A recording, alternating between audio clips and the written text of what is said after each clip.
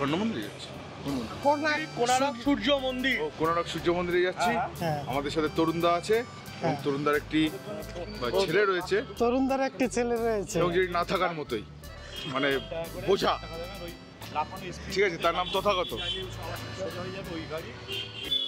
বলুন দাদা, কোথায় যাচ্ছি আমরা? আমরা এখন কোণারক যাচ্ছি সূর্য মন্দির দেখতে। সূর্য মন্দিরের যে বিশেষত্ব সেটা আমাদের গাইড আছে সঞ্জিত দা, উনি আমাদেরকে পুরো ব্রিফ করবে। আমরা সেটাকে উপভোগ করব, আনন্দকে উপভোগ করব, সি বিচগুলো দেখবো, সি বিচগুলো দেখে আমরা বাড়ি করবো। Thank you. এভাবেই হাসি ঠাট্টা এবং আনন্দের মধ্যে আমরা রওনা দিলাম কোণার্ক সূর্য মন্দিরের উদ্দেশ্যে। চলুন যাই সূর্য মন্দিরে। পৌঁছে গেছে আমাদের সূর্য মন্দিরে। এখন একটু কফি খেয়ে নিচ্ছি এখান থেকে। আমার লোক সব আগে চলে গেছে, লোকজনকে খুঁজে নিচ্ছে, দেখছি কোথায়।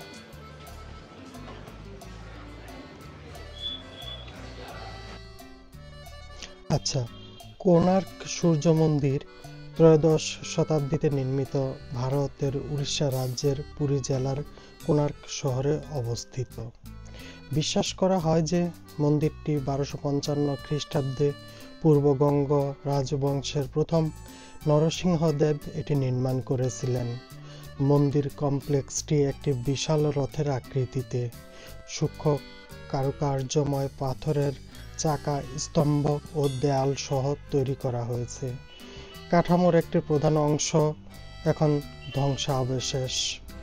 মন্দিরটি একটি বিশ্ব ঐতিহ্যবাহী স্থান এবং ভারতের 7টি বিস্ময়ের বিভিন্ন তালিকাতেও রয়েছে।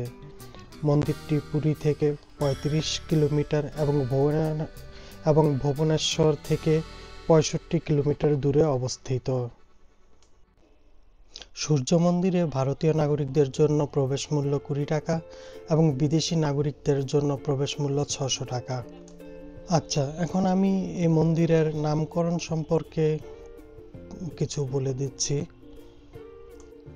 কোণার্ক নামটি সংস্কৃত কোণ এবং অর্ক সূর্য শব্দ দুটির সমন্বয়ে গঠিত, যা মন্দিরে উল্লেখিত সৌর দেবতা সূর্যকে উৎসর্গ করা হয়েছিল, অর্থাৎ সূর্যের বিভিন্ন কোণের অবস্থান।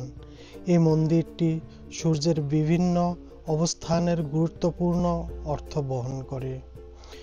স্মৃতিস্তম্ভটিকে ইউরোপীয় নাবিকরা ব্ল্যাক প্যাগোডা নামেও অভিহিত করত। এর বিপরীতে পুরীর জগন্নাথ মন্দিরটি হোয়াইট প্যাগোডা নামে পরিচিত ছিল। উভয় মন্দিরই নাবিকদের জন্য গুরুত্বপূর্ণ দর্শনীয় স্থান হিসাবে বিবেচিত হতো। কোণার্ক সূর্য মন্দিরের পরিকাঠামোর জন্য লোহার বিম ব্যবহৃত হয়েছিল। এই মন্দির গড়ে ওঠার ইতিহাস সম্পর্কে আমরা যতটুকু জানতে পারি, মন্দির গড়ে ওঠার পেছনে দুটি মত আছে। প্রথমত, পূর্বগঙ্গ রাজবংশের 1078 থেকে 1434 নরসিংহদেব 1238 থেকে 1264 খ্রিস্টাব্দ এবং 1232 থেকে 1255 খ্রিস্টাব্দে প্রথম বাংলা জয়ের স্মারকরূপে চন্দ্রভাগা নদীর তীরে প্রাচীন মিত্রাবনে অর্থাৎ আজকের কোণারকে এ মন্দির প্রতিষ্ঠা করেন। দ্বিতীয়ত, পুরাণ মতে শ্রীকৃষ্ণের পুত্র শাম্বব রূপে অত্যন্ত নয়ন ভোলানো ছিলেন, সব মহিলাদের নজর কাড়তেন। শাম্বব একদিন নারদের ডাকে সাড়া দিতে ভুলে গেলে নারদের মনে প্রতিশোধ স্পৃহা জাগে। একদিন কৃষ্ণ যখন গোপীদের সঙ্গে লীলায় ব্যস্ত, তখন নারদের যন্ত্রণায় শাম্ব সেখানে ঢুকে পড়ে। সে সময় গোপিনীদের নজর তার উপর গিয়ে পড়ে। তখন কৃষ্ণ প্রচুর রেগে গিয়ে তাকে অভিশাপ দানের প্রয়োজনে শাস্তি দেন যে তার রূপ হারিয়ে যাবে। তখন মনের দুঃখে কাঁদতে কাঁদতে সে কোণারককে সমুদ্রের তীরে এসে সূর্যদেবকে কঠোর তপস্যায় মুগ্ধ করে নিজের হারানো রূপ ফিরে পেতে সমুদ্র তীরে এই মন্দির প্রতিষ্ঠা করে।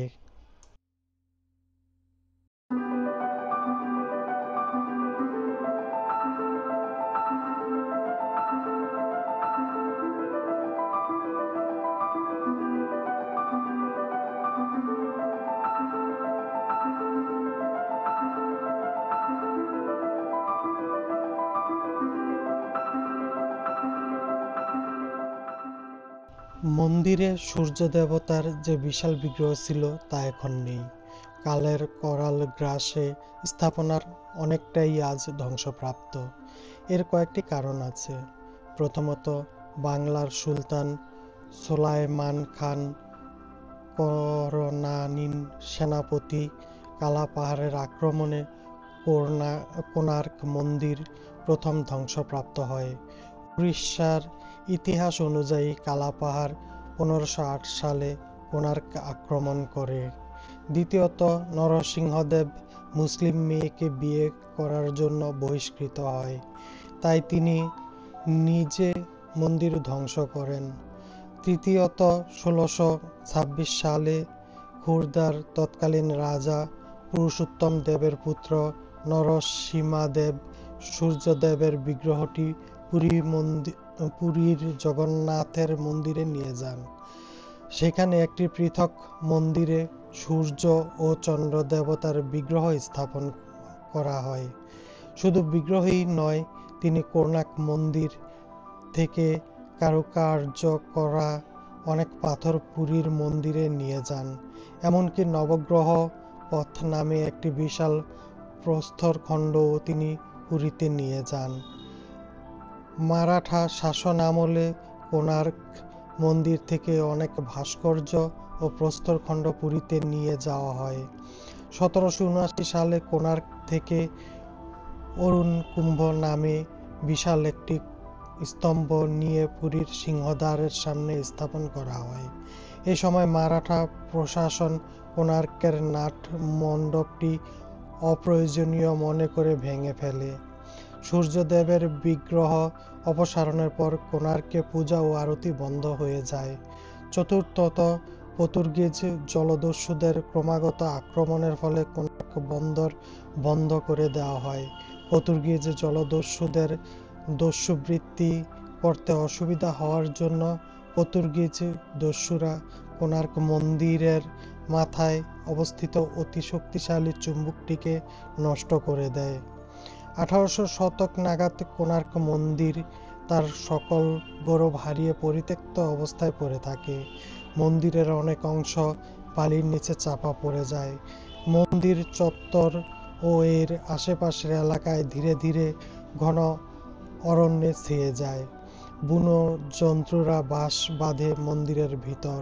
জলদস্যু ও ডাকাতদের আস্তানায় পরিণত হয় কোণার্ক মন্দির। সে সময় দিনের আলোতেও সাধারণ মানুষ ভয়ে এর ত্রিসীমানায় যেত না।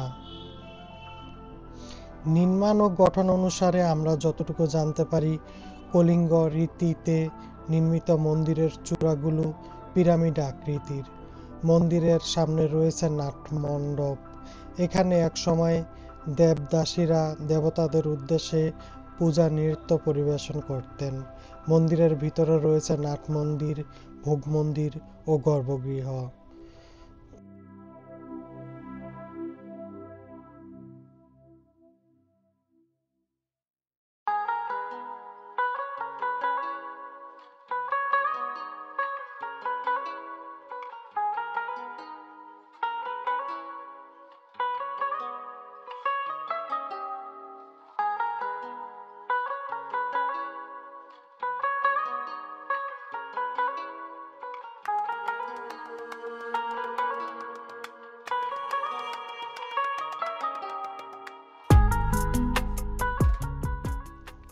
মন্দিরটির উচ্চতা প্রায় 857 ফুট। তবে মন্দিরের অনেক অংশ এখন বালিতে ডেবে গেছে। মন্দিরের দেউল এখন 200 ফুট উঁচু। উড়িষ্যা ও দ্রাবিড় স্থাপত্য রীতিতে সংমিশ্রণে নির্মিত মন্দিরটি ধূসর বেলে পাথরের বিশাল একটি রথের আকারে গড়া হয়েছে। সূর্য থেকে উঠে আসা সূর্যদেবের বিশাল রথ, তার সামনে রয়েছে 7 জোড়া ঘোড়া। 7টি ঘোড়া মানে সপ্তাহের 7 দিন। 12 জোড়া বিশাল চাকার উপর পুরো মন্দিরটি নির্মিত। 24টি চাকা মানে 24 পক্ষ। চাকার কারুকার্য দর্শকদের জন্য একটি প্রধান আকর্ষণ। প্রতিটি চাকা এক একটি সূর্য ঘড়ি। চাকার ভেতরের দাঁতগুলো সূর্য ঘড়ির সময়ের কাঁটা। 8টি দাড়ি মানে অষ্টপ্রহর। এখানে নিখুঁতভাবে সময় জানা যায়। এই সূর্য ঘড়ির সাহায্যে মন্দিরের প্রবেশপথেই রয়েছে বিশাল 2টি সিংহের মূর্তি, যারা লড়াই করছে 2টি রণহস্তীর সঙ্গে। এছাড়া রয়েছে নৃত্যকক্ষ, ছায়াদেবীর মন্দির ও মায়া মন্দির। প্রতি বছর ডিসেম্বর মাসে মন্দির প্রাঙ্গণে বসে ডান্স ফেস্টিভ্যাল। সে সময় বহু দূর থেকে ছুটে আসেন বহু নৃত্যপ্রেমী।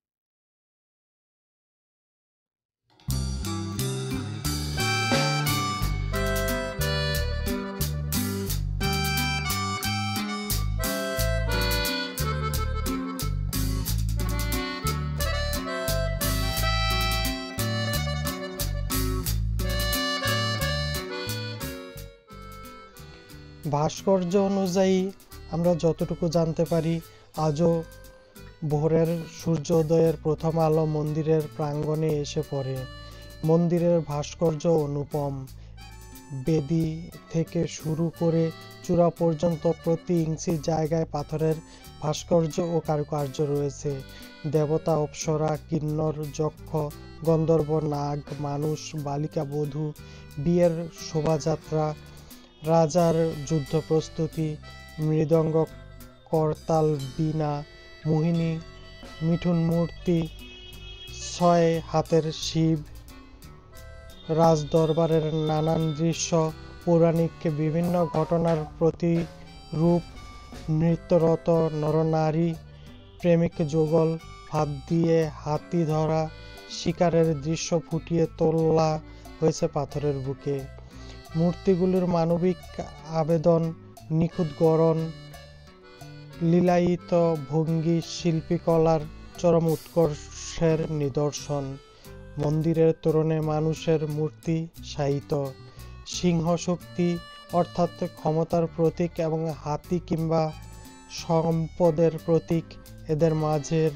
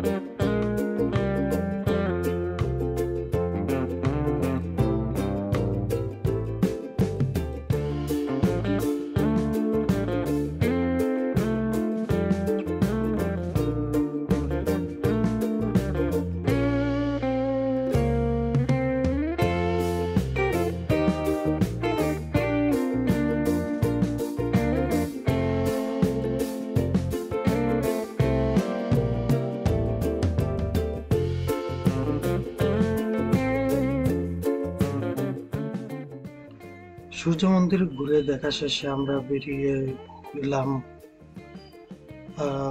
এবং আমাদের গাড়ি যথারীতি ছেড়ে দিল আমাদের হোটেলে ফেরত যাওয়ার জন্য। পথে আমরা অবশ্য এক জায়গায় থেমেছিলাম রাতে সমুদ্রের সৌন্দর্য দর্শন করার জন্য। সকলে মিলে রাতের সৌন্দর্য একটু দর্শন করলাম সাগর পাড়ে এবং সবাই খুব আনন্দ করে হোটেলে ফিরলাম।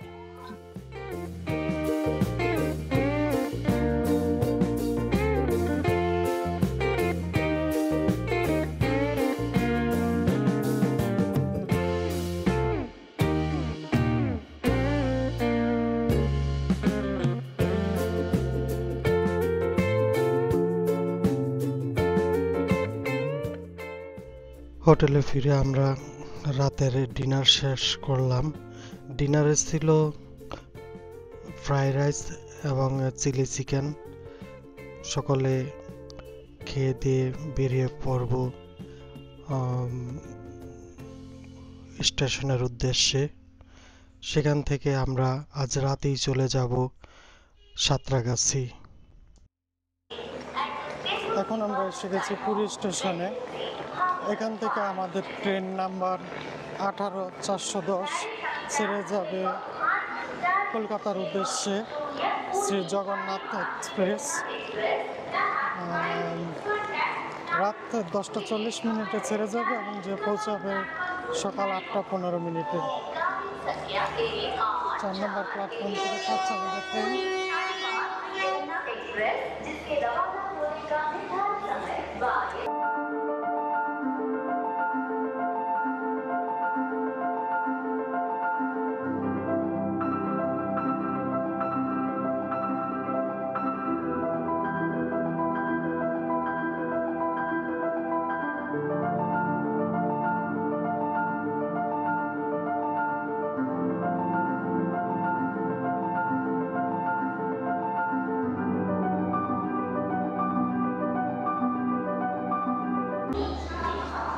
এই হচ্ছে আমাদের ট্রেন। আমার কোচ নাম্বার হচ্ছে S7, সিট নাম্বার 50।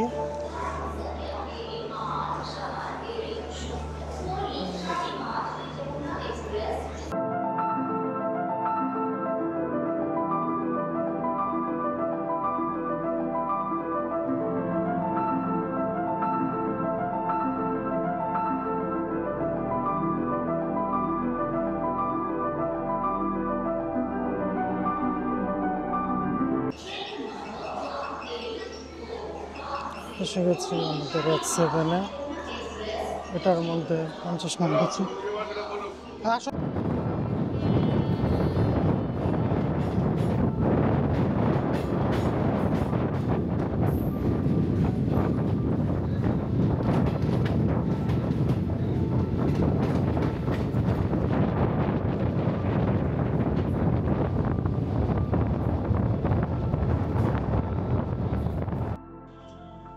আমাদের ট্রেন নির্ধারিত সময় থেকে 2 ঘন্টা লেটে এসে পৌঁছালো সাঁতরাগাছি স্টেশনে।